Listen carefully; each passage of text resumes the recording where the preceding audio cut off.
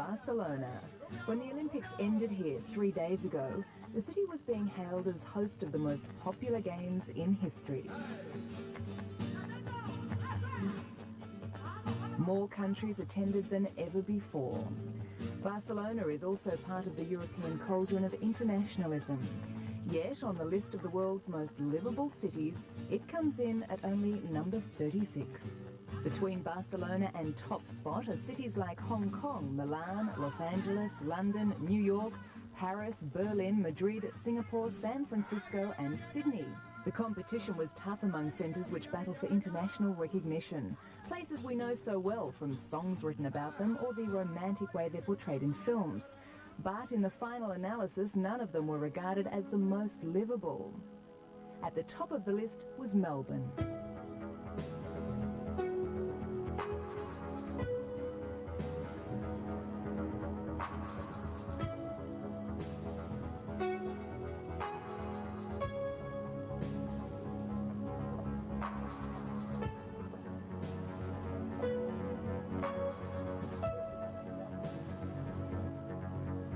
Melbourne was given a perfect score in 5 of the 10 categories.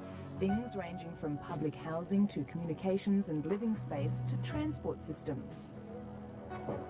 What the Washington-based committee told us was something all Melburnians know but rarely appreciate and even take for granted. That Melbourne is the world's most livable city. So what does that mean? Well, for a start, it means we should stop knocking Melbourne. That's right, the biggest knockers of this great city are us, Melburnians. Yet this city is not just livable, it's lovable too.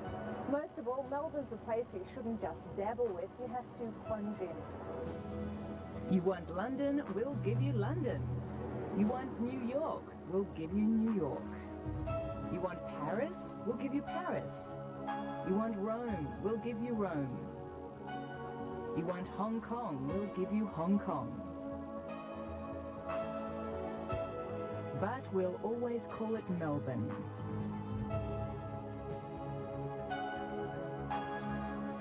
Melbourne, which while it's all those things, is blessed with parks that Tokyo yearns for, relatively safe streets that New York dreams about, beaches that Toronto would love, a public transport system that Los Angeles would claim any day, and air that Mexico City only wishes it could breathe.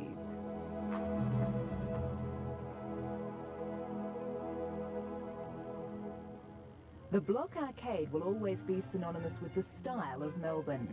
It was a creation of the 1880s and marvellous Melbourne, when a very Victorian city kicked up its heels. Melburnians like to be seen doing the block. It was all very proper, and little did they realise the city would need what happened 70 years later. That was the post-World War II immigration boom. The lure of Melbourne's manufacturing strength was responsible for nearly 60% of our growth. It led to a great marriage for Melbourne.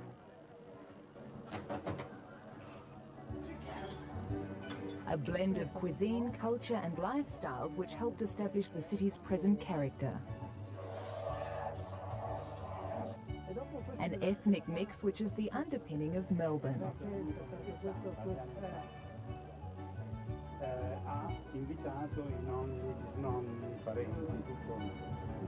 The Italian move into Carlton was probably the biggest long-term impact by any ethnic group on Melbourne's lifestyle.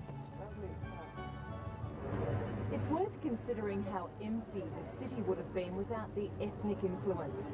Starting here, there wouldn't have been a Lygon Street as we know it, now one of Australia's most famous social centres.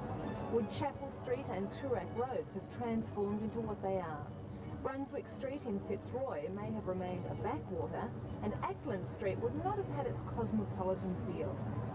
So when you first arrived in Australia, you're looking for a coffee shop to have a good cup of coffee, and the only place that you could go at that time was Liveable Street. That was a different Things have changed since the deputy editor of Il Globo, Dario Nelli, arrived here. It changes like it changes. Gianni Milani, on the other hand, was responsible for helping to make Lygon Street happen as one of the first and probably most influential restaurateurs here. Gianni, why do you think Lygon Street is so important to Melbourne? Because we got the flavour of Melbourne. We are sparkling like the city, not as much, but we are we're sparkling up. We are the diamond in the crown.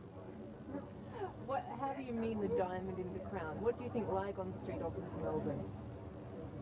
Here you got the possibility of having any type of food you wish. You can move from one region to the other, you can move from one nation to the other. Chinese, Italian, Greek. There's no barrier. Here you move freely. It is actually a concentrate of what would be the dream of every nation we live in harmony here. It improved a lot. You have new shops, new restaurants, new coffee shops, and has a particular style that is very unique for Melbourne. We attract hundreds of thousands of people, and that is what I like. I like people. Each year now, the Lygon Street Festival illustrates the area's importance. These days, there are 170 languages spoken here, making it probably the most culturally mixed city in the world. In Melbourne, generally, more than half the population was either born overseas or has a parent who was. In Richmond, 44% of residents were born overseas. Recently retired Mayor of Richmond, Sang Nguyen, is one of those. He's also a Melburnian with a simple message for his city. I think very important to show to Australian community we are not isolated community. We're coming from a long way, from different culture, different language, from different background and different experience. But we're working hard and try hard to be part of one community.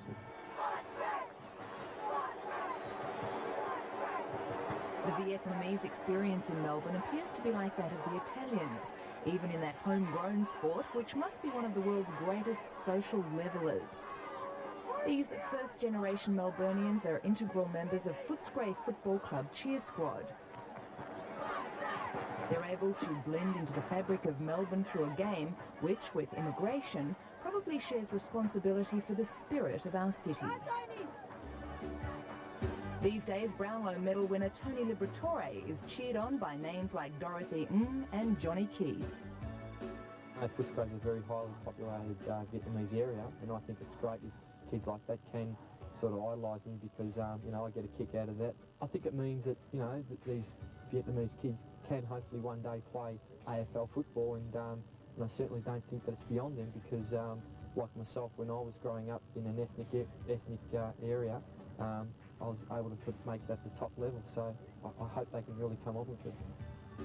Being in a sort of ethnic community in Brunswick, and a lot of us all played football together and we stuck around together, and it was great because, you know, I guess we're all like brothers and we really enjoyed our sport, and whatever we did, we hung around together. We all went up to the local park and had a kick, and it's just progress from there. Further confirmation of the ethnic settlement pattern is found here in the Western Suburbs Under-16 competition. I don't think about my Vietnamese origin much, I just play as the game. I like to play centre versus in the middle of the game, and that's where the game starts, I guess. One of the stars is Tai Tran. AFL talent scouts, including Footscrays, are watching him. Vietnamese names will simply be to the 90s what Italian, then Greek and others were from the 50s onwards.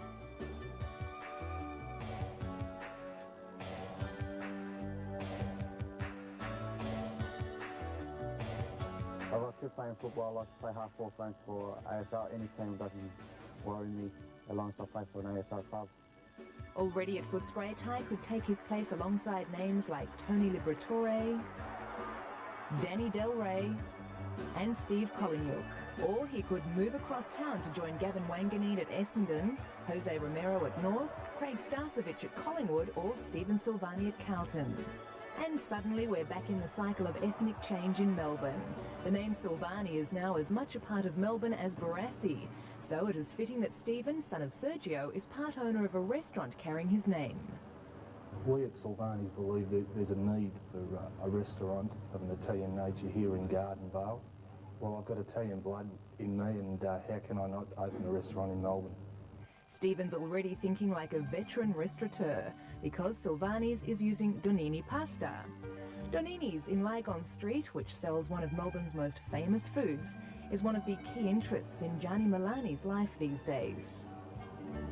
Donini's pasta is distributed widely amongst Melbourne's restaurants, and the chances are that everyone who has eaten pasta in Melbourne has eaten Donini's at some stage.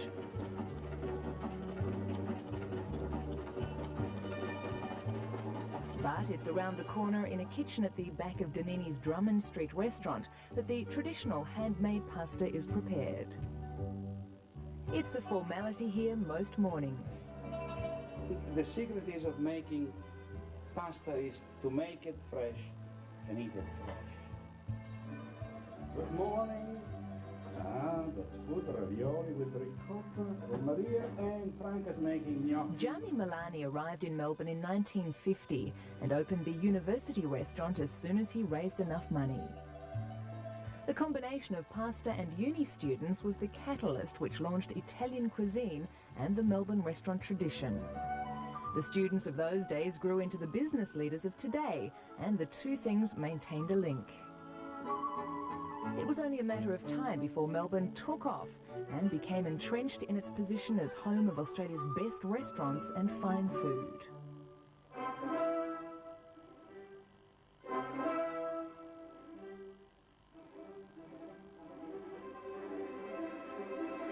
There are 400 restaurants just in the city of Melbourne, representing a huge range of styles.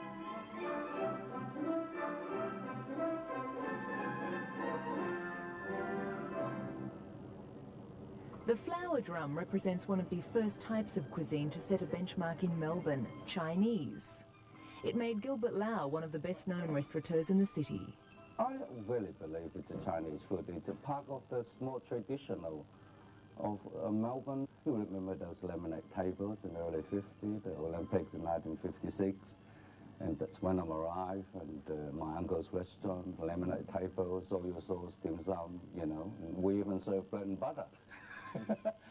And so gradually you move on to the 60s, you know, and it's going to say less lemonade. And I think really people, the Chinese restaurant, people want to compete with the other ethnic cuisines, you know. And like, for start getting rid of the lemonade table, put linens on the table.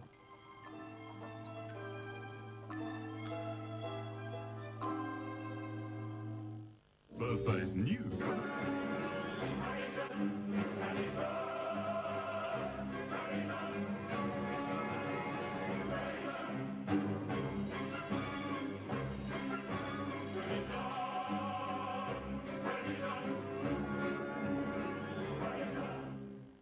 Hyundai Run.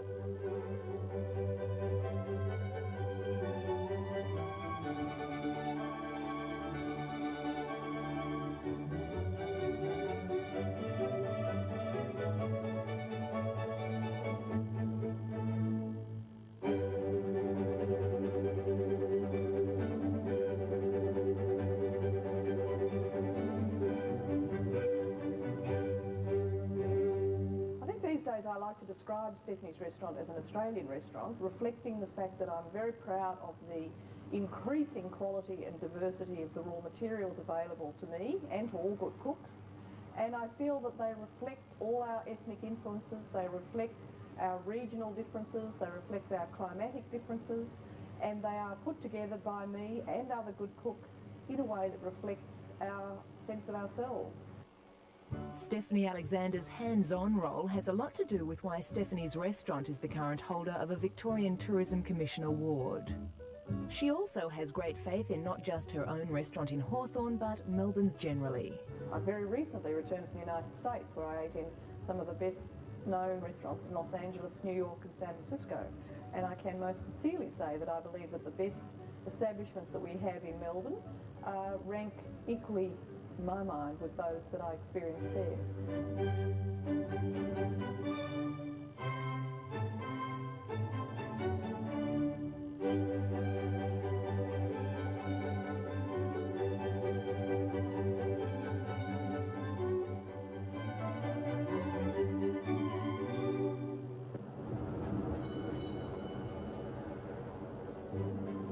The first and basic idea was to find the black hole in the market.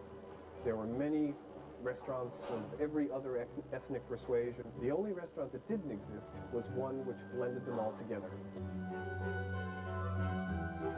And so was born Chinois in South Yarra.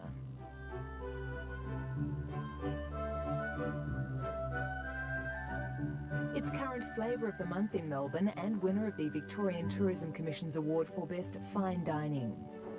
It's really where food is going.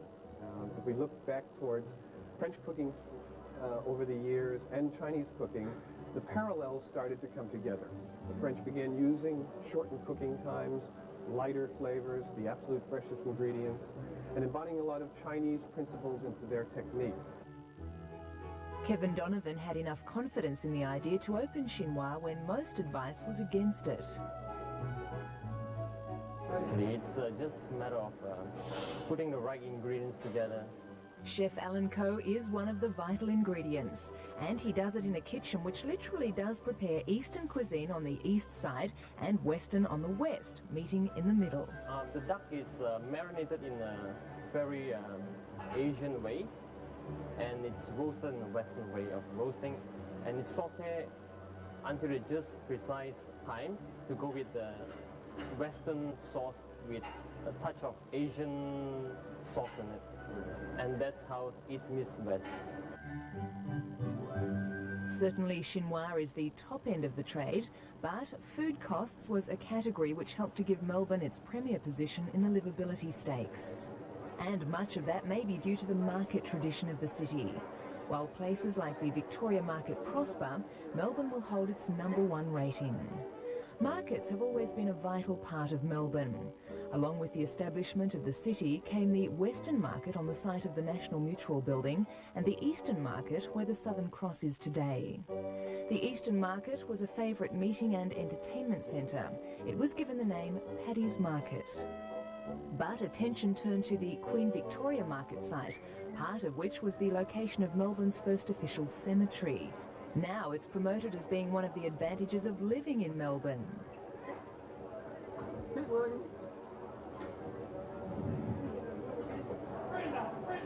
While the rest of the world is concerned more with multi-level concrete shopping centres, the Vic Market keeps on in the tradition of its past. It's possible to shop here as early as 6 a.m. in order to get prime produce. For market gardener David Wallace, that's late in the day. By then, he's already picked and delivered his quota of cauliflowers. In Melbourne, Wallace's cauliflowers are a bit like Danini's pasta. If you haven't eaten one, you don't like cauliflower. The Vic Market here offers great value, and the public, you couldn't buy any better anywhere else. It's here 52 weeks of the year. The value is great, and then the quality is fantastic, and the prices are cheap. And so they should be out here buying the produce without any fear. The variety, quality, freshness and cost of the produce here at Victoria Market makes our livability tag very real. And it's still only 15 minutes from here to some of the market gardens. There are 7 farms nestled in this valley at Keilor, and Dave Wallace's collie patch is one of them. Water's no problem. He simply takes it from the Upper Maribyrnong, our much maligned and rarely considered waterway.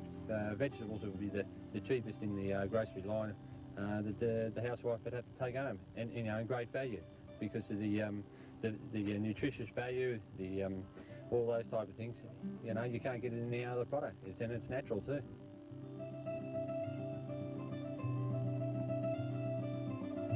We just grow cauliflowers now because of the labour situation, and because we've been growing them for nearly 45 years, we've got a reputation in the wholesale market, and most fruiters know that we grow a good cauliflower, and there's no questions about selling them. They're already sold before we take them to the market. It's just a question of the price, and so when you're on a good thing, you stick to it. While the Keilor Valley is still growing its vegetables, Melbourne has a big advantage. Fresh whitebait, boys, fresh from the bay. Sardines and whitebait today. All fresh today, morning fish. The 15-minute rule also applies to the seafood section of the Victoria Market.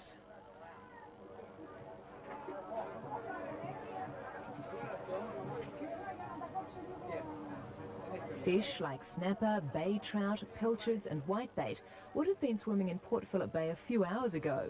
Again, it's only 15 minutes from the market to where they can be caught. In many major cities by the sea, pollution has stopped fishing.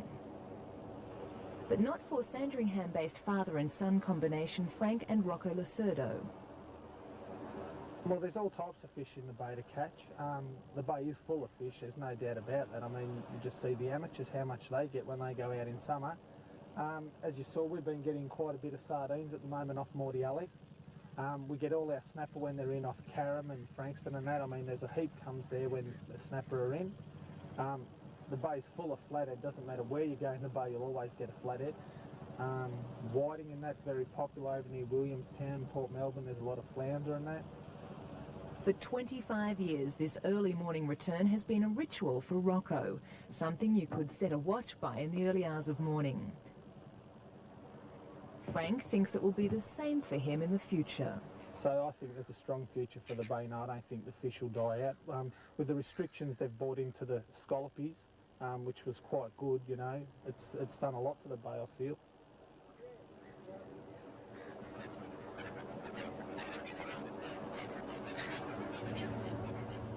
Not only fish move around the bay, there are about 200 resident dolphins to be considered as well. While the yacht Looking Good is available for charters from Melbourne, it also makes special trips for the Port Phillip Bay Dolphin Research Project. We're trying to find out the movements of the dolphins, how many there are, what their breeding cycles are like, and in particular the areas that they're frequenting at the moment. Marine biologist and education director for the project, Jeff Weir, has found that a small pod of dolphins lives in the top corner of the bay. So far, little is known about them. Most work has been with a large pod of dolphins in the southern end. Bay users, from ship's captains to helicopter pilots to lifesavers, help out with sightings. Near Williamstown and Point Cook, even the RAAF are involved through their tender boats. According to Jeff Weir, the more people who take interest in the bay dolphins through projects like the Adopt a Dolphin campaign, the better. For the people who have adopted a dolphin through our Adopt a Dolphin program, they can come out on the sketch, The Looking Good, and have some of the educational tours that we take in the southern part of the bay over the Christmas period. The group makes the point quite rightly that Melburnians don't have to go to Monkey Mia to see dolphins. They don't have to travel to Kangaroo Island in South Australia to see seals and sea lions. In fact, we don't even have to go to Phillip Island for the penguins. There's a colony in St Kilda. Once a year, whales and even killer whales make an appearance. In Port Phillip Bay, it's just a matter of keeping your eyes open. In recent months, at least one dolphin has been seen coming downstream in the Maribyrnong River with her offspring after giving birth. The Maribyrnong is a passion for the skipper of the 63-year-old blackbird, Peter Somerville. His vessel is the oldest operating ferry on either the Maribyrnong or Yarra. They can talk about the Yarra, but this is the better river of the two. We've got the river that's going to be the one that'll shine because it's an unknown jewel in the crown of Melbourne. And it's natural, it's got nice wide open spaces, and also the beauty of the Maribyrnong in it was that it was an industrial river that's now becoming a recreational river.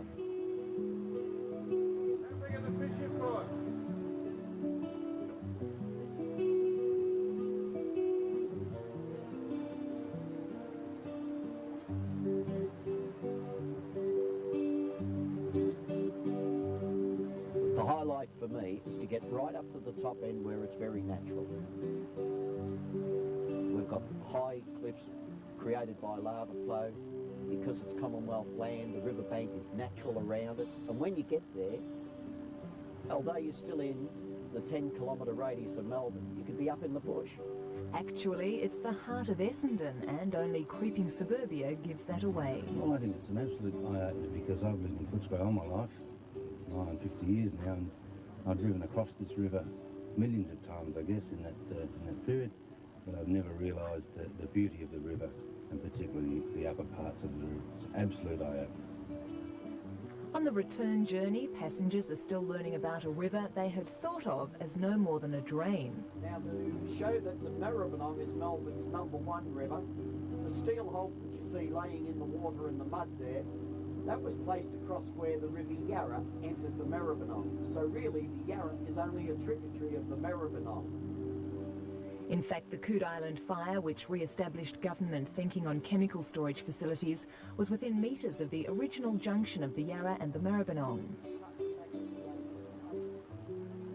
It's no longer an island, but was until the 1960s, when the original course of the Yarra was finally filled in behind the sunken barge.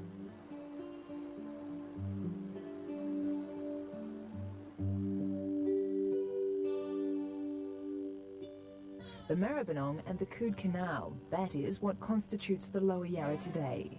From Victoria Dock to the mouth was man-made, dug out by manpower and steam shovels in the 1880s.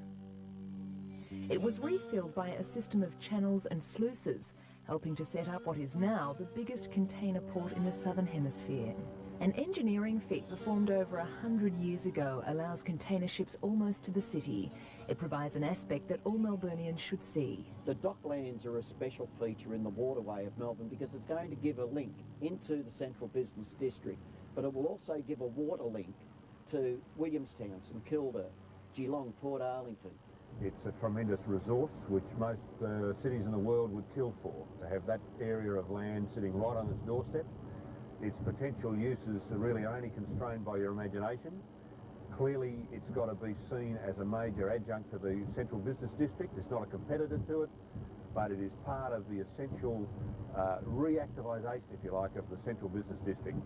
I think it will open out to the bay through our proposal to extend Collins Street across the Spencer Street railway yards and into the site, and it will, in fact, I think, give the opportunity for Melburnians to go into a new quadrant of the city that, by and large, now is totally ignored.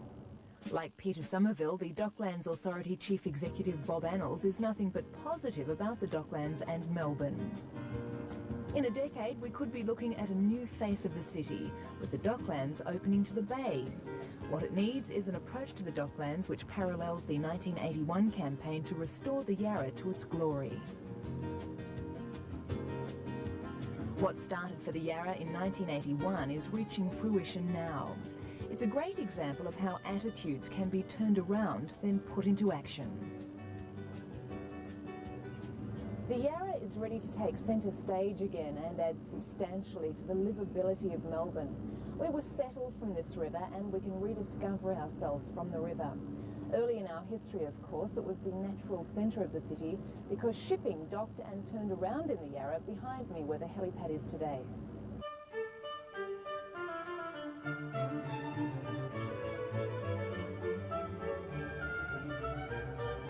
These days, most of the boats you see on the Yarra have a distinctive flattened look. It gives a taste of Amsterdam and Paris to the Yarra.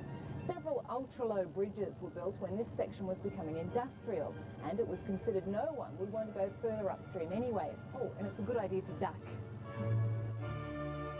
Basically, my father had gone on an overseas holiday through Europe, and he travelled on some of the boats down the Bateau Mouche in the Seine, and he felt the warmth that the rivers over there had. The lure of the Yarra was something the Gantidis family realised in 1981.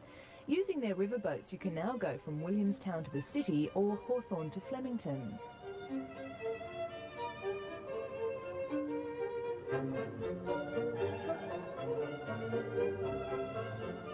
So what are your feelings on the future of this wonderful river of ours? Well, my view is that the river is the heart and spiritual soul of Melbourne. I mean, it has everything that what Melbourne's about. You can go along the river and you'll see people jogging, bicycling, barbecuing, going to the football, going to the cricket. And basically the future of the river will be linking in with the different precincts, the Maritime Precinct, the Gardens Precinct, Arts and Sports. The key for Peter Gantidis will probably be the new Southgate project. Research estimates promise over 8 million visitors in the first year to what is now a clearly defined precinct of the city. As planning minister in 1982, Evan Walker had what he called a four-poster bed concept for the river, that being provided by the Flinders Street Station and Arts City one end, with the World Congress Centre and Future Museum of Victoria at the other.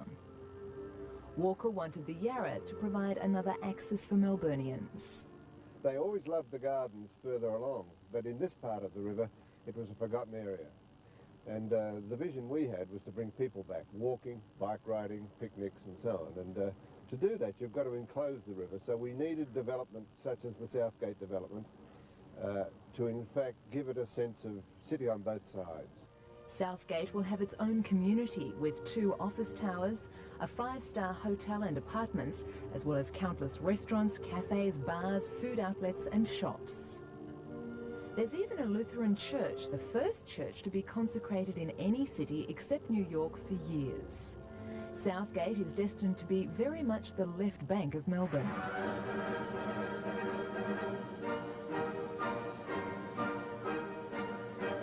That's already the case each year when the Arts Precinct is the epicentre of Melbourne's International Festival.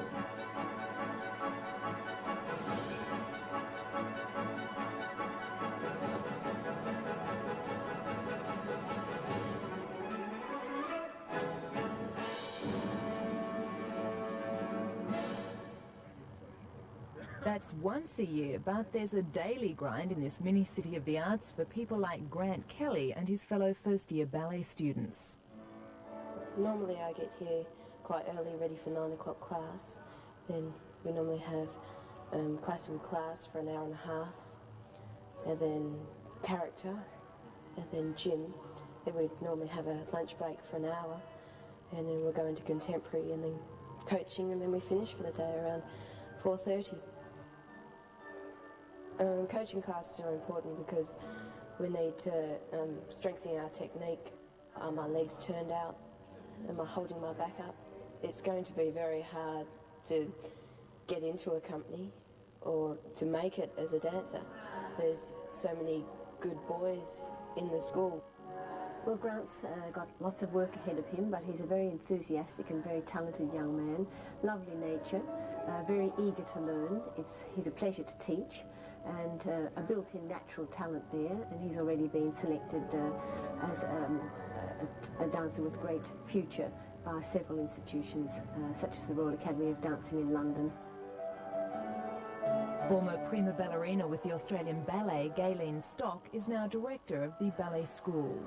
It's regarded very highly all over the world, and the standard of dancers that are coming out of the school are also extremely high standard, and we are the envy of quite a few countries. Well, the value of this beautiful ballet centre right here in the middle of Melbourne and in the middle of Art City is of tremendous benefit to us and to the students, because we have we work in close harmony with the Australian Ballet, of course. When they're here in town, it's a great benefit to the students to see the professional dancers working here. So the environment is very theatrical, and it certainly is of great benefit to us in every way.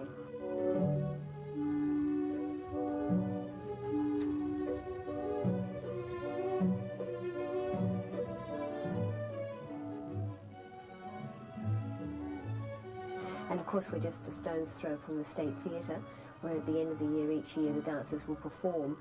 It is a wonderful theatre to perform in. I've performed there myself, and it's the space and the sumptuousness of it, the wonderful backstage area. From the technical point of view, they have just about everything that you could possibly ask for. The dancers themselves love the space on the stage, plus the auditorium. It's very grand feeling. And for the students, we perform there once every year at the end of the year. It really is something quite magical. Magical, certainly, but the key words from Gayleen Stock were probably space and sumptuousness. The State Theatre has a stage and backstage area as big as its seating area, something which makes performing here quite different to most venues. In football parlance, it would be called home ground advantage.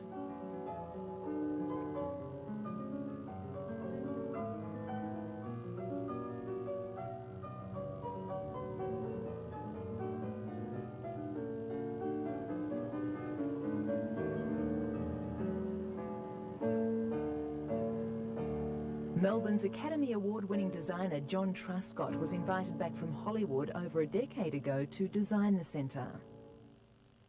Many people may not agree with me, but I do happen to believe that the Arts Centre has become, in a way, the kind of heart of Melbourne. And I believe it altered the entire lifestyle of Melbourne. Look at Melbourne 10 years ago as to what it is today, and the contrast is vivid, quite vivid. It sounds like the great Australian cringe to say it, but it is the truth, that there is no complex to equal it anywhere in the world. This, to me, being basically our opera house, felt to me very much the need to have traditional interior, a traditional European theatrical interior, because, by and large, the repertoire, both operatically, balletically and otherwise, is traditional. Just as the Australian Ballet benefits, so does the Victoria State Opera Company. Such is its reputation that major international names want to work here. Many come just to perfect their style for the world stages in an ideal environment.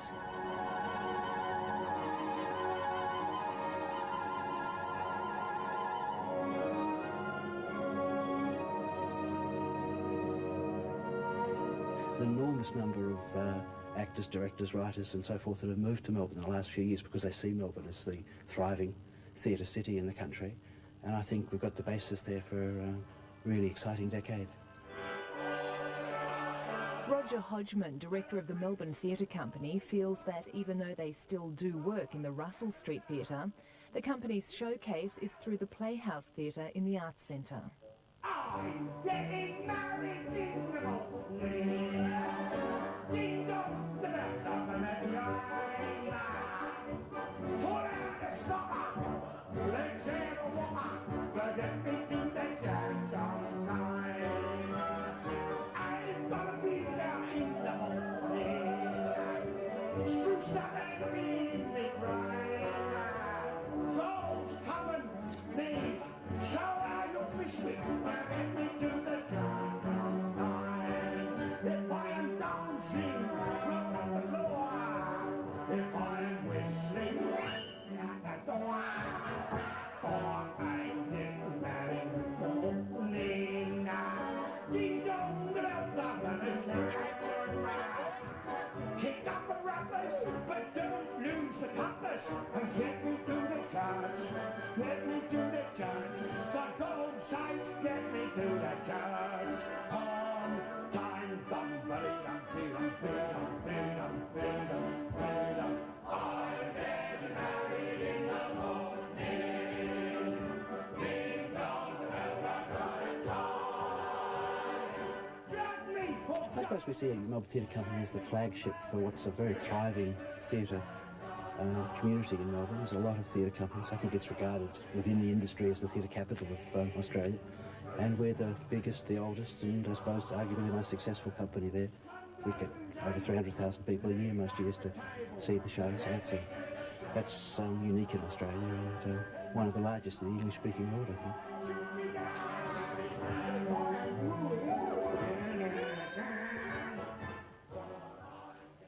Politicians, another side. You could have rep with the forward. Do something about it. Answers to day-to-day problems. Melbourne homeowners just do need to be vigilant. The financial disaster. The repair bill of $1,300. Take a new view from a positive perspective. Senior Victorian policeman John... Melbourne Camera crews, producers and reporters are actively seeking the Melbourne stories that make a real difference. Back at Marsh. Central Melbourne, Victoria's lower I'm Stan Grant. Join me for Real Life. Follow 9 and 7 nightly news. What is now the Arts Precinct has nearly always had an entertainment link. The Cooper Bailey Circus arrived in 1877 and set up on the swampy site. Prince's Court also brought people to the south side of town. Later, the familiar Worth Circus banner was raised here. The Worth brothers wanted their circus to be part of Melbourne and had their wish fulfilled for 50 years.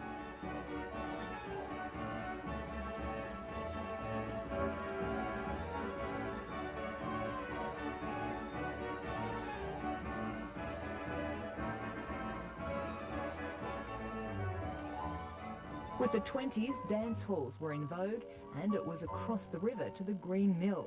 That later became the Trocadero.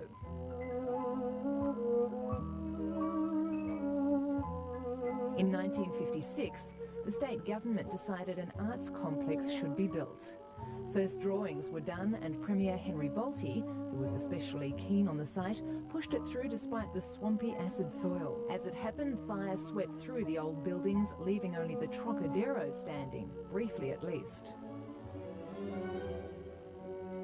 By the time the State Theatre was in final stages of construction, the corrosive soil problem was overcome by putting negative electrodes through the ground around the complex.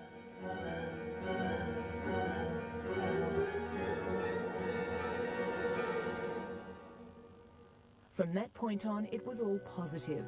The Melbourne Symphony Orchestra embraced the concert hall with stunning results.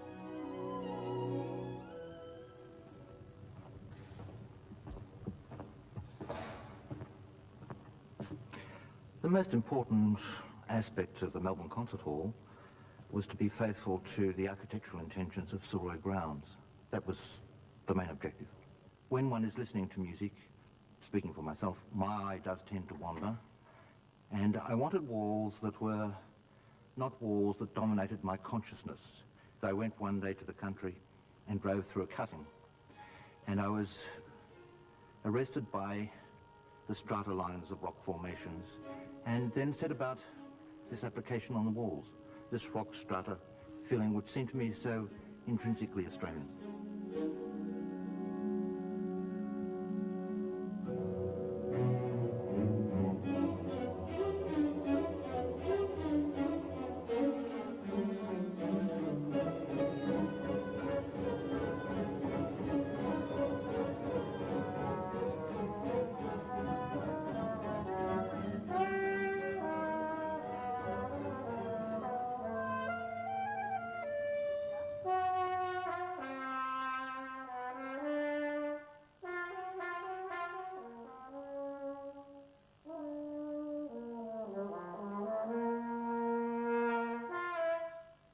I generally turn up to college of a morning between 8 and 8:30, and I just go along to one of the practice rooms and start my own individual warm-up routine. Then throughout the day we have several groups that we're required to play in, and the time that I'm not in those rehearsals I'm just in the practice room working on my own thing, somewhere between 4 and 6 hours a day.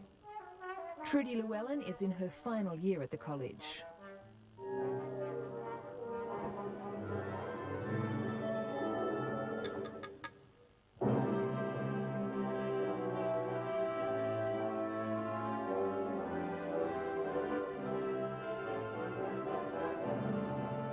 Normally the MSO conduct auditions once a year, and I'll be going for a casual position. Usually between 30 and 50 players locally will go for that position. It's up to you to produce something very special out of every excerpt that you play, so the panel's going to think, wow, that's really different. Conductor laureate or permanent guest conductor is Hiroyuki Iwaki. The MSO is fantastic, and it's regarded worldwide as one of the most fine orchestras. They just have a really special touch. When they play, it's exciting and vibrant. General Manager of the orchestra, Stephen Porter, believes the 10 weeks spent rehearsing and playing in the concert hall each year are invaluable for the MSO. The Elton John tour, the orchestra toured with Elton John very successfully all over Australia and got an enormous amount of coverage here in Melbourne. That followed a John Farnham tour and also a Frank Sinatra tour. So I think the Melbourne Orchestra, more than any of the other ABC orchestras, have got to a much wider public and therefore occupy this special place. Melbourne, I think, has the best orchestra in Australia. I don't have any problem about that. We just swapped places with the Sydney Orchestra recently, and we got the best reviews, so that confirmed my opinion.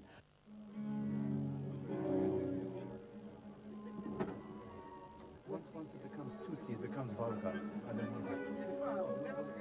The orchestra very much consider it to be their home, and the lockers backstage they consider to be their lockers. I'm just going to have a beer. Okay.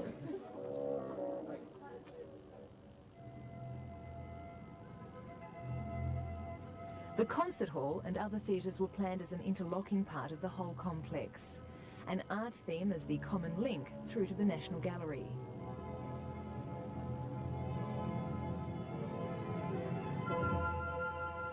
Here, the work is Paradise Garden, a series of 816 paintings by Sidney Nolan, all framed and painted individually. It serves as a reminder that the arts in Melbourne can be one-stop shopping. The National Gallery of Victoria is Australia's oldest gallery. It is the preeminent gallery in Australia. Gallery director James Mollison has put a lot of work into making our art gallery just that. His vision is to entice a cross-section of the public through the building. You have to look at your committed audience. You have to look at those people who are not yet an audience for art and who don't visit the gallery regularly, and find a combination of events here at the gallery that will interest those who care about us and those who don't yet know about us. The gallery is one of the great cultural institutions of this very cultured city. It's where people can assuage their curiosity about what other people have done, other places, other times. It's a repository of a great deal of first-class art.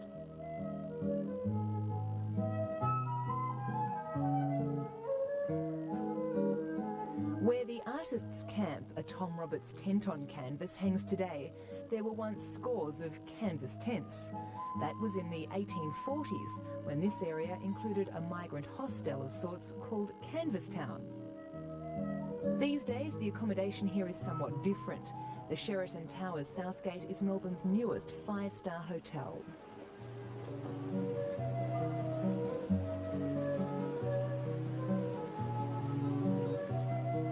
The hotel chain looked all over Melbourne for 5 years before settling on this site for its Pacific region flagship.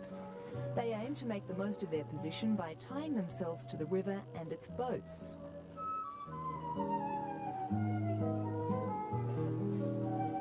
It gives them the best of both worlds, with the pedestrian bridge access putting the central business district only 5 minutes away on one side, with St Kilda Road and Southgate offices on the other.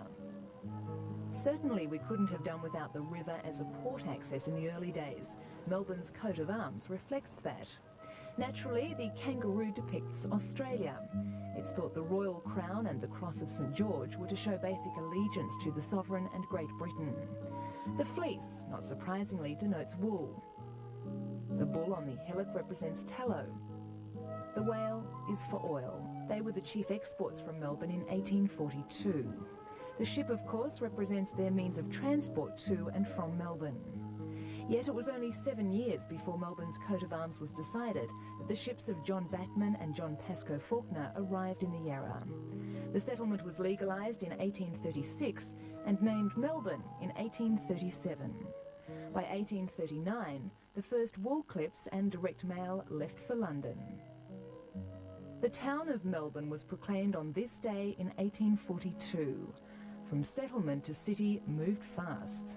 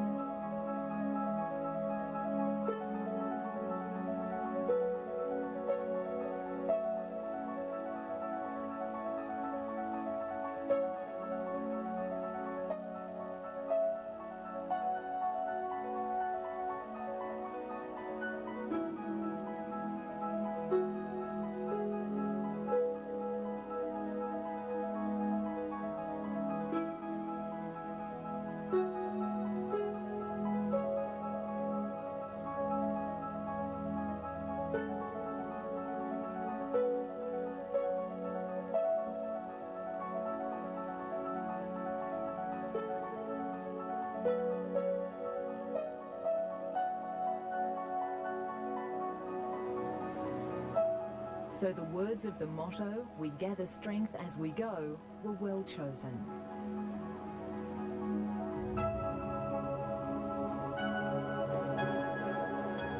The motto and seal were probably first aired on the site of the Athenaeum Theatre, although the Athenaeum also has its own special place in history. In 1906, it was the venue for the showing of the world's first feature film, The Story of the Kelly Gang.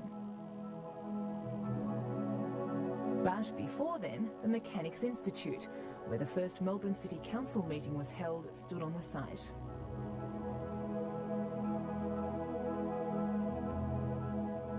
matters civic, Melbourne Town Hall harbours one of the city's largely forgotten treasures. Custodian Rod Juna is happiest when wandering through its workings or playing it. So, while we could talk about rationalisation of council numbers after 150 years of incorporation, the organ is far more interesting. Like so many things in this city, it's been given a top world ranking. Well, it's unique. I think playing it, it's like driving the Queen Elizabeth liner up the bay. I think something you can't really miss.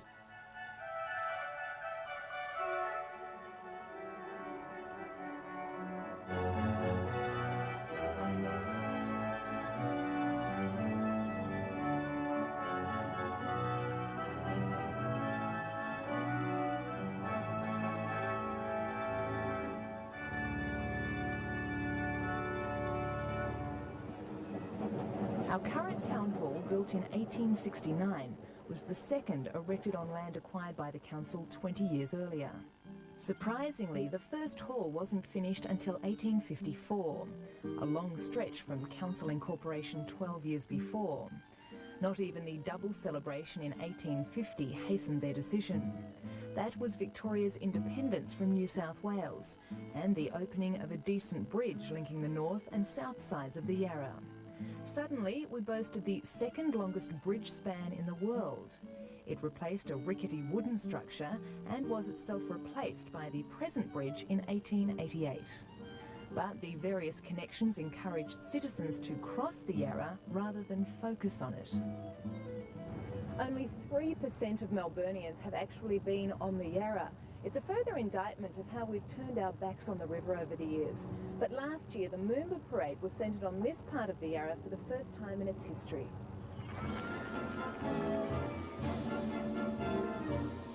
We're used to seeing the Moomba Masters water skiing here, but not the parade itself.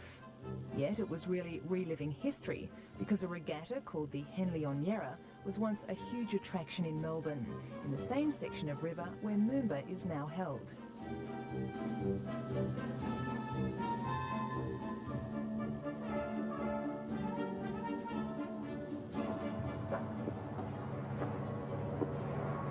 For a few years now, there's also been talk of a festival with orientation towards the Yarra to be held in conjunction with the Australian Tennis Open.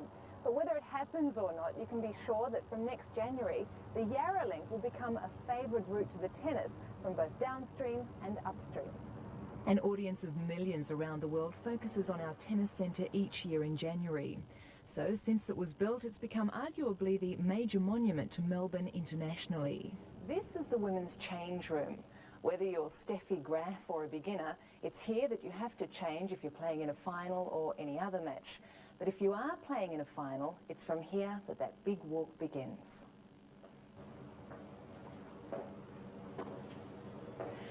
Imagine a packed stadium above as you make the walk down this cavernous corridor, ready to make the turn into the stadium. It's probably only 100 metres or so from the security of the dressing rooms, but it's a walk that has ended in some remarkable matches and some fantastic victories.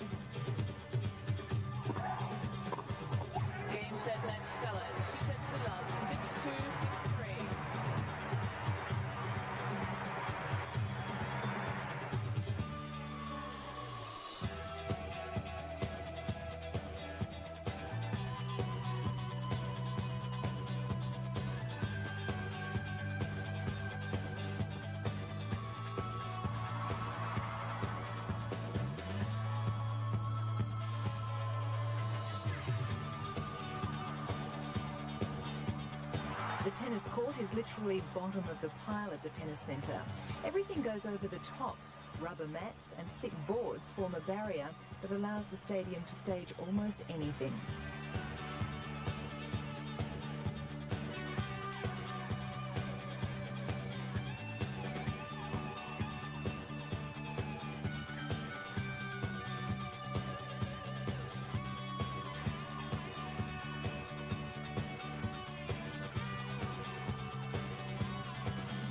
The versatility of the tennis centre as a stadium is amazing. We could have, say, a basketball on a Saturday night. We'll turn that round in, say, 8 hours to get ready for Def Leppard coming in. We could then turn that round into monster trucks or supercross in 48 hours after that, and another 48 hours after that we could be having a tennis match. We could easily have 5 events in over 8 days, and we've done those.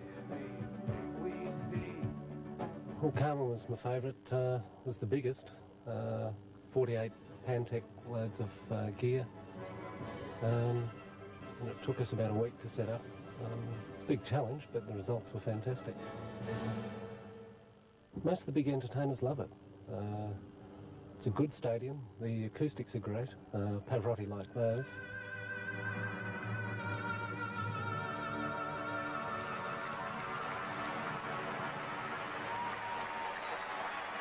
The most amazing thing we've had was the Prince people wanted us to set up a small stage and lighting out on the top of the roof at the front, so that if he felt like it, he could go out and address the public before they came in.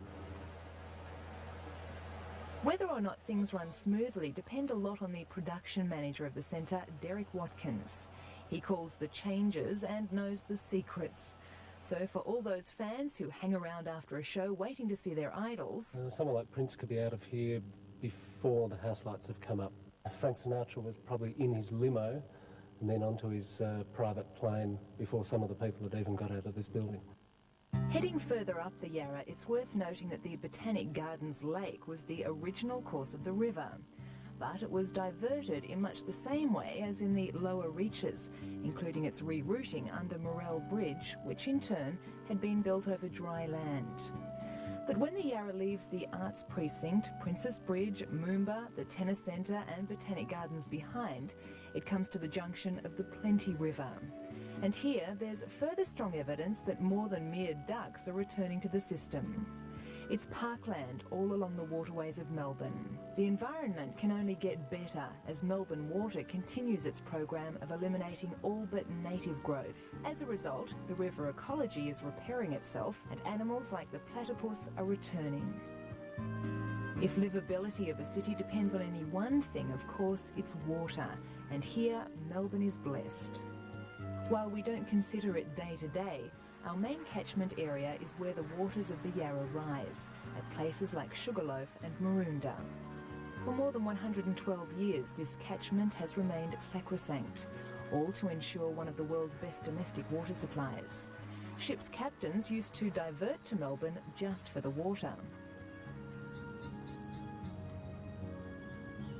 There are 2 types of catchment management authorities. There are those who actually have closed catchments like we have in Melbourne, and there are those that wish they had. David Weston, Parks Promotion Manager for Melbourne Water, makes the point that old growth forests capture far more water than new growth areas.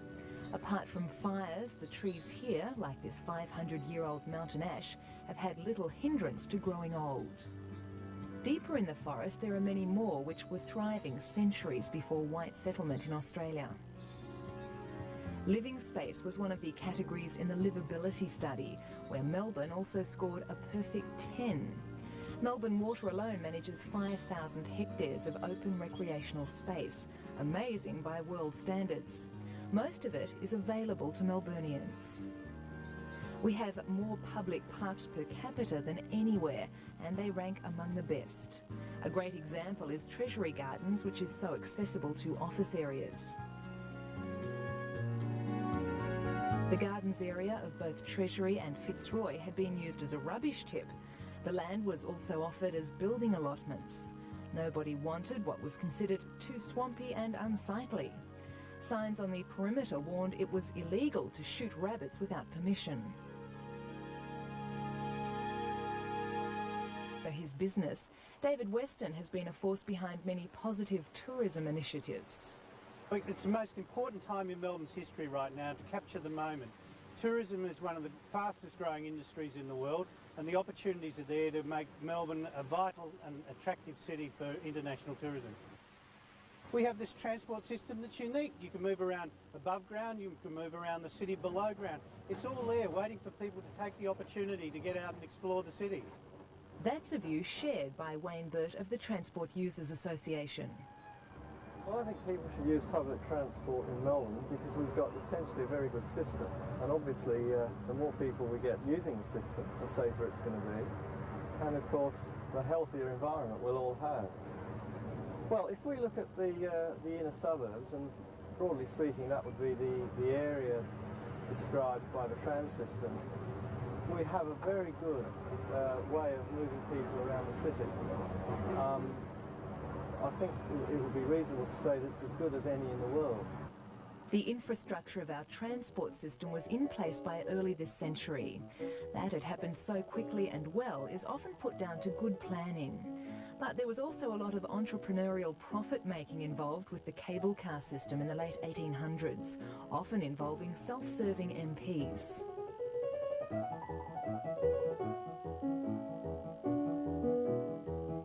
There's still a link to the era via the original Nicholson Street engine house. It provided the lifeline to cable cars. Now, where cables pulled, computers think as part of the Fleet Operations Centre for buses and trams. What may appear confusing out in the street is in fact being controlled from this quiet room in Fitzroy. The position of any vehicle at any time is known precisely. So what does modernisation mean to the Melbourne-built W-class trams? The subject of so much debate on whether they should be used as mainstream transport. W-class trams are, in a sense, an archetypal symbol, I think, as Jung would say, of Melbourne. They represent the sort of the heart of Melbourne. They're something very dear to Melburnians, and I think with that in mind, we have to see that they have a very large part to play in moving people around the city for the future. We do have state-of-the-art technologies, and we do have people from overseas, various companies, transport companies still come to Metrol to view and get ideas about our whole system. And we face an exciting future because incorporating the past technology and technology which has evolved since, we face an exciting 20 years in the Public Transport Corporation. Leo Grandi is a control manager at the communications hub for our trains, Metrol, next to the Flinders Street yards. The commuter can look to better travelling. We have taken congestion away from the Flinders Street, the hub of the city area. We have fragmented our services towards the central business district area, and now we are getting people closer to their work site, and we find it's very good for us.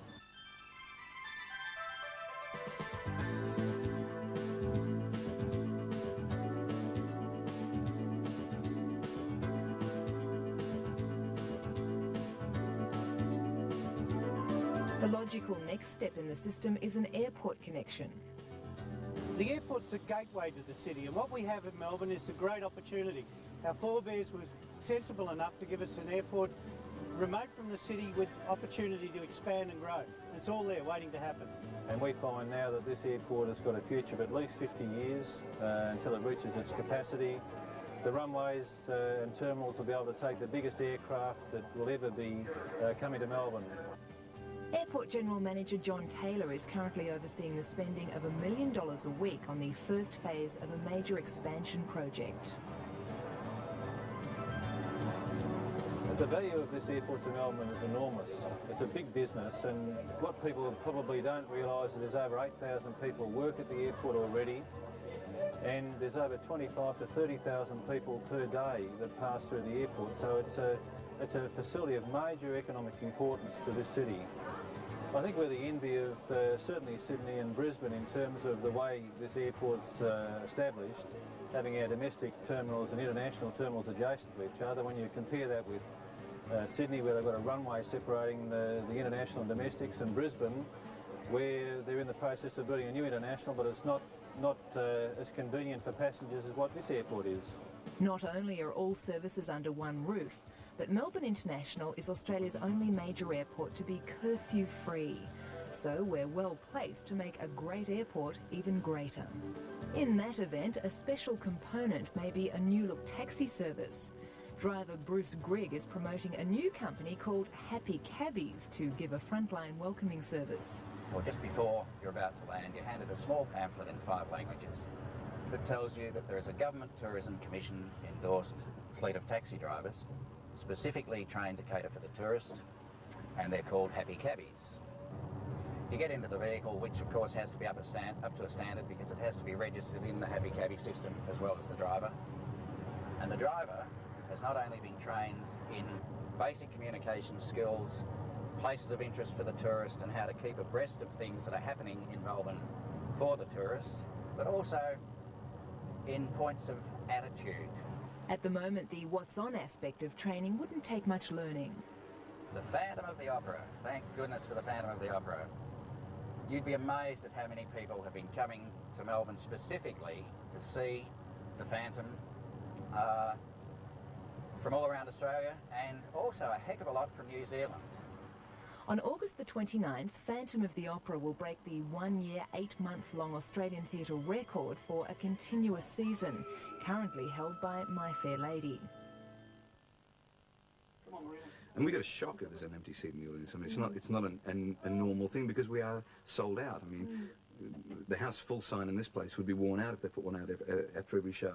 But we know from the people that we talk to that people have come back again and again and again. I mean, it's normal for a person to see this show 2, 3 or 4 times, and it's not out of the ordinary to meet people that have seen it 20 or 30 times. You know? I think also, like, you tend to see people, you know, people are waiting for us at the stage door, and that doesn't happen every show. It's sort of like a real, there's a real excitement created by I think the magical sort of theatricality of this show, or it's just that winning combination. But I have so many people who write to me and sort of who will speak to me outside and say, oh, I've never been to the theatre before, and they're real, you know, I mean, we all sort of say, you know, television audiences sometimes, like you get the feeling they have not been to a live show before, and it's wonderful because we're introducing them to an art form that they haven't experienced before, and a lot of them have said they've gone on to see other operas and other musicals and other shows because they went to Phantom and thought, oh, it's not that, you know, art isn't that highbrow, I guess. It's really enjoyable. Definitely the best role I've ever had, and in fact I think it's the best role for, particularly for a younger woman in music theatre, full stop. It's because it really takes you on such an incredible dramatic journey. Vocally it stretches you just so far, and physically you have to dance on point and you're just on the go all night. I saw it in New York and in London, and although it's terrific there as well, you know, it just seems to really be at home here, and I think, you know, the sightlines are great. People get to see the show the way that I think it should have been, it should be seen. So I think that's another reason for them flocking in to see it.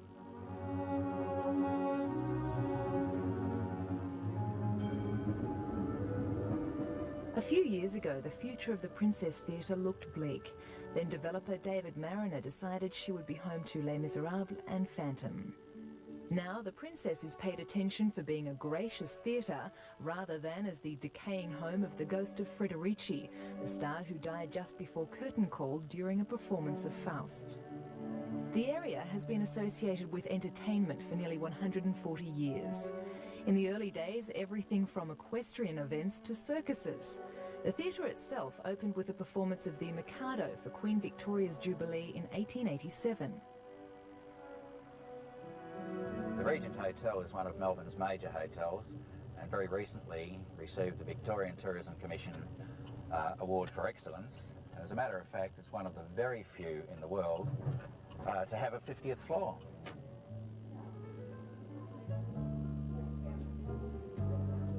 While check-in is at ground level, the rest of the hotel starts another 35 floors up. Within its core, the style is an unexpected contrast to the exterior.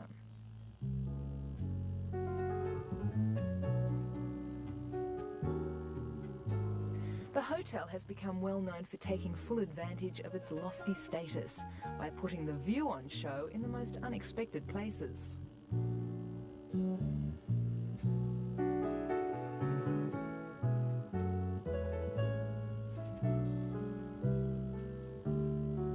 If you require more, there's the Royal Suite and several like it. It has been the Melbourne base for people like Luciano Pavarotti, Robert Ludlam, Boris Becker, Lord Wedgwood, Prince Albert and Pierre Cardin.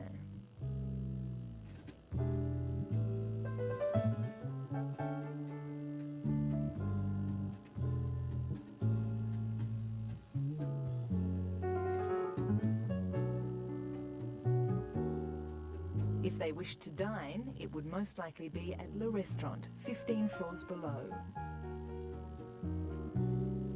When this building changed the look of the Eastern Hills skyline, it also offered genuine high-rise dining in Melbourne. Thank you. Yeah. Isn't my view fantastic?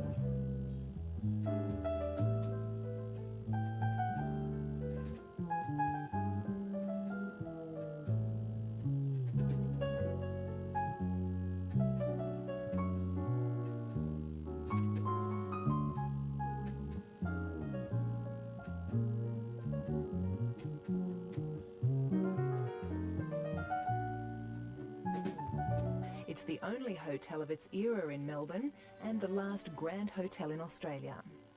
The towers were added by James Munro, a temperance fanatic and former premier. He burned the hotel's liquor licence and subsequently went broke.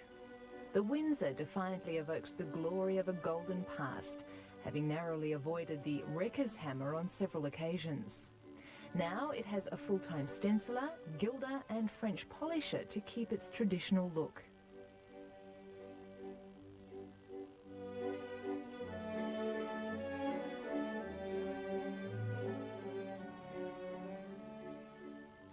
To dine or take tea at the Windsor is still regarded as something special.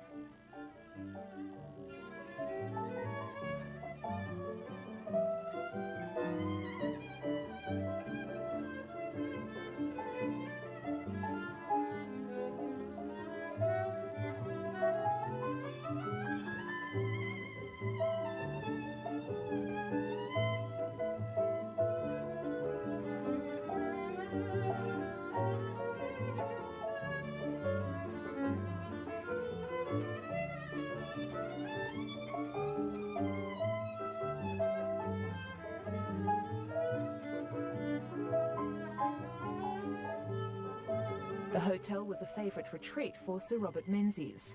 Our longest-serving Prime Minister even had an apartment here, this one. It's all class and very Melbourne.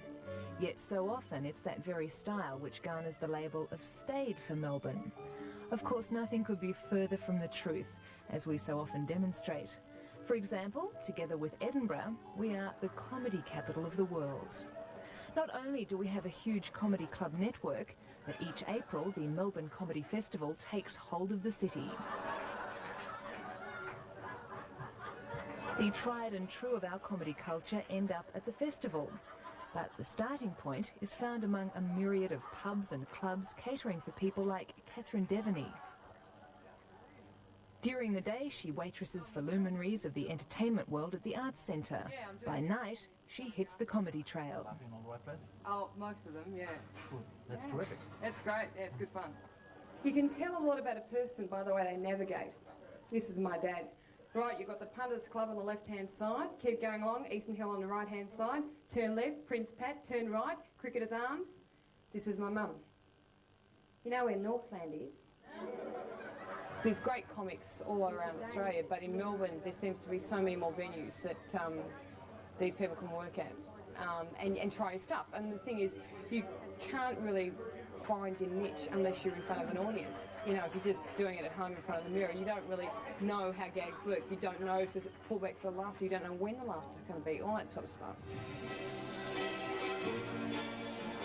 Helping the comedy clubs and pubs throw off any further illusions of staidness, there's Melbourne's thriving nightclub scene, easily the biggest in the country.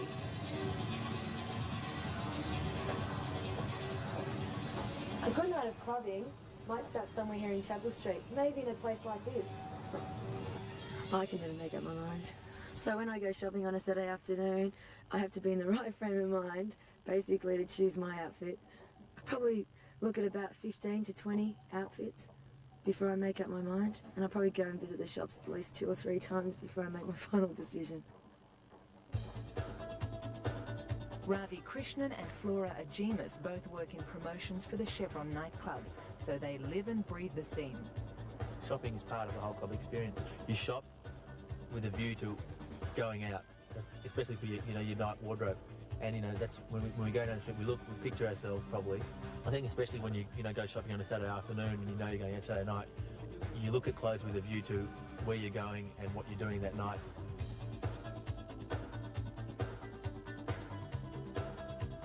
All new imported fashion from overseas, or local imported designers, especially a lot of Melbourne, up-and-coming Melbourne designers, do put a lot of their gear in the shops here in Chapel Street. I think Chapel Street, in Melbourne, you can find just about everything you want in Chapel Street, from down market fashion to up market fashion to middle of the road. And if you look down Chapel Street any time of the day, any time of the week, there are always people down here. And a lot of the kids just come down, buy what's in fashion, come to the club, show it off to their friends. And also music. Music influences the kids a lot in what they wear. They'll see what their favourite international pop star's wearing and I'll just try to imitate, and I think that's great.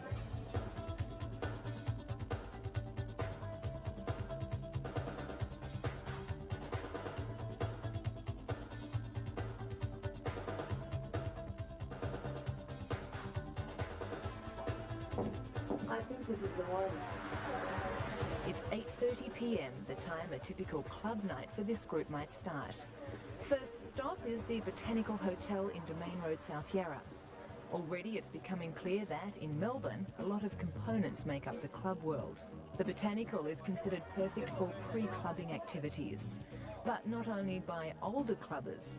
The demand for good, sophisticated pre-club venues is just as strong from the youngest end of the club spectrum, teenagers.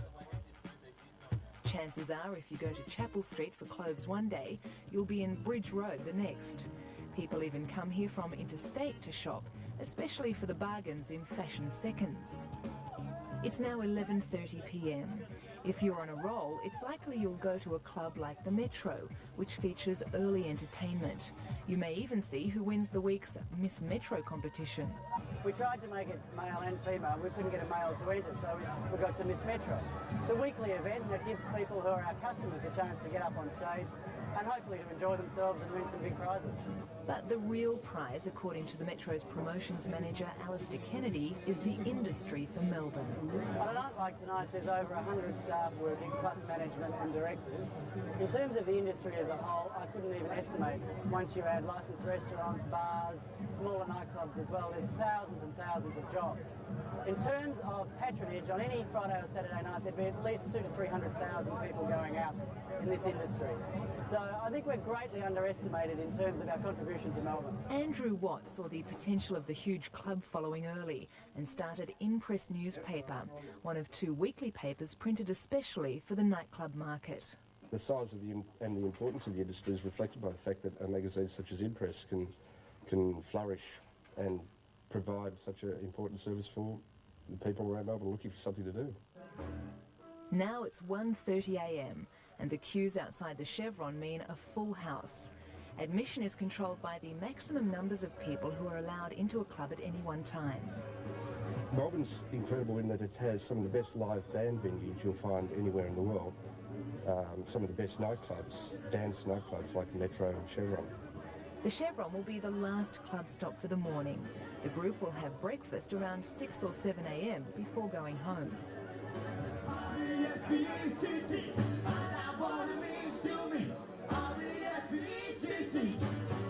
Melbourne, but it starts with people like designer Tina Varigos.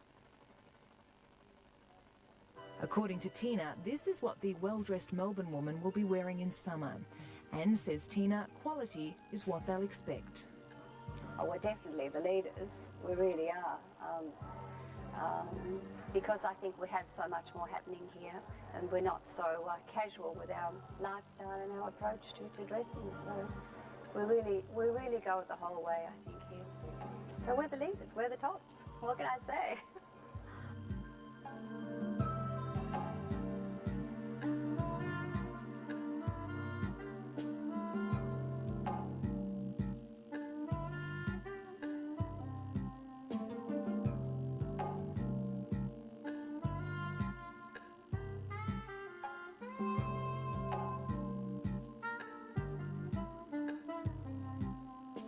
preeminence in contemporary fashion was probably initiated by the department store George's. Until the 1940s, they had used an emporium approach, but then became the first store in Australia to send fashion buyers overseas. The upmarket move was at the insistence of the first female advertising manager in Australia, Rita Findlay. Before long, she'd introduced the Queen's Couturier to Melbourne. Department stores are a big pull in Melbourne. Melbourne has 3 main department stores, Myer, David Jones and Dymaroo, but Myer is Melbourne. Myer was opened in Melbourne in 1915 and actually originated in Bendigo. So what makes our department stores such an attraction? Pam Williams is someone who should know because she's ridden the highs and the lows of the industry for 30 years. Oh, I think the excitement and they keep abreast of everything more than other places, you know, that they always seem to be first with it.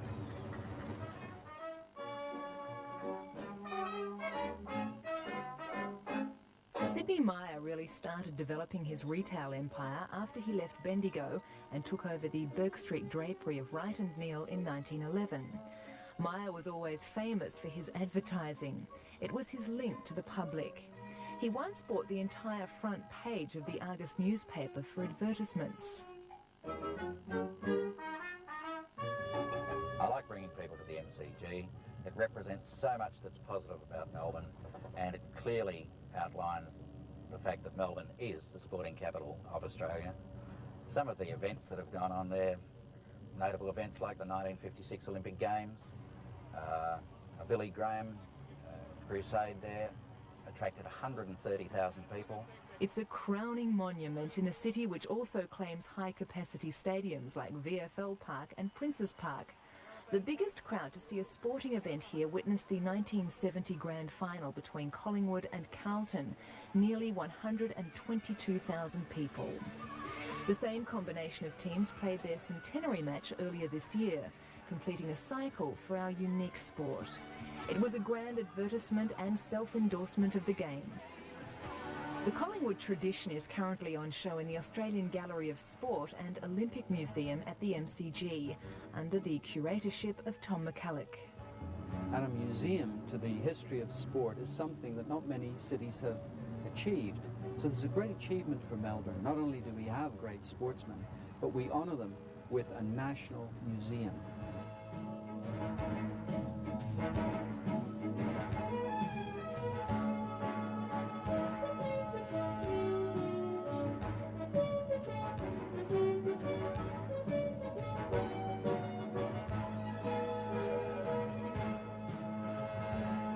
The Australian Gallery of Sport, which is a jewel in the crown of the MCG, I like to think, tells people that we are the national sporting capital. The impressive new southern stand may have changed the look of the arena, but what the MCG stands for in Melbourne will never change. Nowhere else in the world has a city been bound by a sport which is such a great socially cohesive force. Football has just stood the test of time. It's gone through world wars, it's gone through depressions, it's gone through recessions. It has stood everything that's been thrown at it as being the one aspect of our society which has held true and consistent right throughout. Footscray coach Terry Wheeler believes his club's rebirth exemplifies what the game means in Melbourne. And the way that the community turned itself around and gave unequivocal support to the Footscray Football Club was such an inspiring thing to happen. And I think to a man, the players and the staff within the Footscray Football Club have really felt that and are now responding back to the community in the way that it responded to us. Now, the atmosphere is there, you've got banners around the shops, you've got Borges has got Bulldog banners in them, they've got Bulldog stickers in the windows. Other stores have, hardware stores, the fish market, they've got streamers flying all over the shops, you know, it's really excitement. When it was suggested the Bulldogs merge with Fitzroy, Irene Chatfield led the fight back. She is still First Lady of the West and #1 ticket holder at the club. Every time you win out there, you are winning for Melbourne because you've fought to stay here in the Victorian Football League. And that's what you've got to do. You've got to fight for every game. And that's it. Melbourne is it.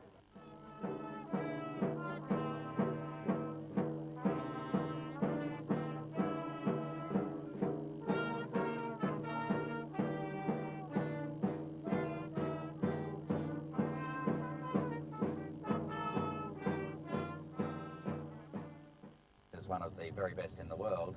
As a matter of fact, they have programs for visiting vets from zoos from all around the world to further their studies, and there are educational programs for kiddies to broaden their awareness of the animals. Our 130-year-old zoo will be one of the first things listed on the Happy Cabby directory of where to go in Melbourne. Director Graham Mitchell says it's one place in the city which has been visited by the vast majority of Melburnians. Recreation has been the common thing, but we have now taken very seriously in Melbourne Zoo those other three pillars of the modern zoo, namely conservation, education and research.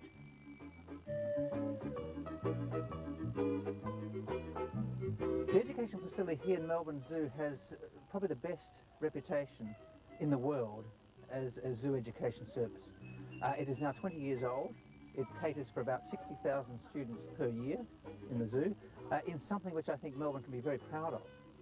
And I can say with hand on heart that in fact this education service has influenced, I think, the environmental thinking of a generation of Melburnians. One of the special aspects of Melbourne is the streets and the way they were laid out back in 1837 by Robert Hoddle. It was a grid layout which makes it readily accessible, something for which taxi drivers should be eternally grateful. At dusk, the lights of Melbourne show the ideal layout of the streets clearly. It's a layout which has helped make Melbourne its own landmark. Yet within this grid are reputations we too easily forget. For example, that 15 of the top 25 listed companies in Australia have their base in Melbourne. That Melbourne is a world leader in medical research, especially immunology, cardiology, cancer research and neuroscience. Also, the streetscape includes 5 of Australia's 10 tallest buildings. Among them, some gems have emerged. My favourite is 333 Collins, arguably the best-looking modern building in the city. The architect kept an old bank chamber intact, then set about matching its quality. At all stages of our development, we have built stunning homes. Como attracts more tourists than anything but the penguins of Phillip Island. There are privately owned mansions being restored, like Raheen. But the most significant Victoriana in a city renowned for it is Government House. It was to here the new Governor, Justice McGarvey, and his wife moved in April, and already they have found their favourite spots. This is the part that I come to almost every afternoon. I get away from my formal work, come down here to this fairly unorganised part of the garden, and one of the things that I most appreciate is that beautiful lemon-scented gum. Its strength, the quiet, the confidence that it exudes, I think does one good. I like this room because it's a beautiful room and it's a very gracious room. The acoustics are beautiful for playing music in. I often have a small chamber group or I come down and play the piano. Well, it's very beautiful furniture. It was made for the Duke of Wellington and it was brought from Government House in Calcutta and is on loan to Government House Melbourne. Governor McCackey told us that we'd find it a very warm and friendly home. It is so different from any home we have ever lived in. We found that difficult to accept. But by Anzac Day, when we'd been in this house for only 2 days, as we came back from the Anzac March, we both said, well, we feel we're going home. My favourite area is probably upstairs in our own private sitting room. It's a very cosy room. We enjoy having a fire there in the evenings and sitting reading. And my desk is there and I do any work that I have to from that place. Yet the McGarveys are still finding their way around the 100 rooms of what is Australia's biggest house and easily the most impressive governor's residence in the country. Almost every room of Government House is still used for the purpose it was originally designed. The ballroom is the largest of any regal or vice-regal residence in the world, and it's said that Queen Victoria was less than amused when she discovered this. By contrast, Her Majesty would no doubt have been glowing in her endorsement of a discovery in one of the main corridors opposite her vice-regals. It's something no good Melbourne home should be without. The Melbourne map is a dream come true for Melinda Clark. She went $50,000 into hock to market what is now Australia's biggest selling poster. The basic strengths of the map is that it puts Melbourne into perspective for just so many people, from young to old. Melburnians absolutely love their city. From here at the top of Melbourne Central, the view of my favourite city makes me realise just how wonderful it is. To me, she's a grand lady. She has style, she has depth, she's sincere. And all that applies to the people as well. I could keep talking about Melbourne for weeks, how people from around the world are looking for and wanting to share a lifestyle like ours, making it an international tourist city. But as Melburnians, our choice is clear. We can be positive or negative. The fact is, we have the most livable place on earth right here. Let's celebrate that. Let's enjoy this great city of ours. Thank you for watching, and good night.